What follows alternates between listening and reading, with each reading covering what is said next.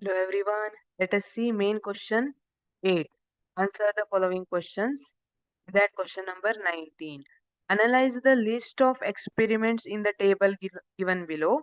In which of the experiments will the following salts be produced? This 19th question carries 2 marks. ಏನ್ ಕೇಳ್ತಿದ್ದಾರೆ ಇಲ್ಲಿ ಒಂದಿಷ್ಟು experiments ಅನ್ನ ಕೊಟ್ಟಿದ್ದಾರೆ. We have to analyze the given experiments and which experiment will the following salts be produced. ಯಾವ ಇದರಲ್ಲಿ an acidic salt ಮತ್ತೆ neutral salt ಯಾವ್ದ್ರಲ್ಲಿ ಪ್ರೊಡ್ಯೂಸ್ ಆಗಿದೆ ಅಂತ ನಾವ್ ಹೇಳ್ಬೇಕು. Okay, first one, an acidic salt. We know that when acid reacts with base, acid reacts with base, what are the products formed? Salt and water.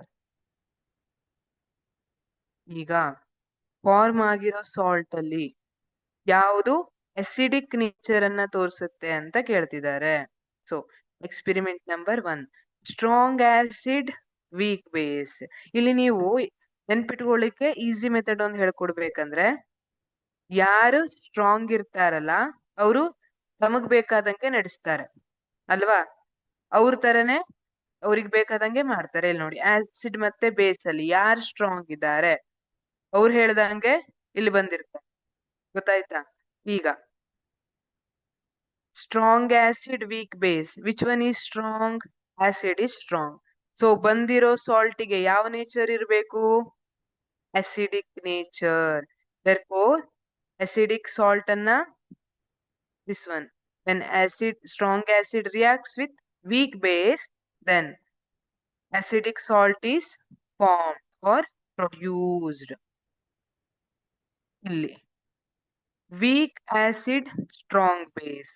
weak acid weak ಇದೆ ಈ ಕೇಸಲ್ಲಿ, base strong ಇದೆ. ಈಗ ಯಾರು ಹೇಳ್ದಂಗೆ ಕೇಳಬೇಕು?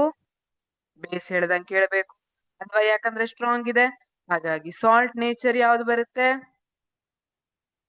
Basic. So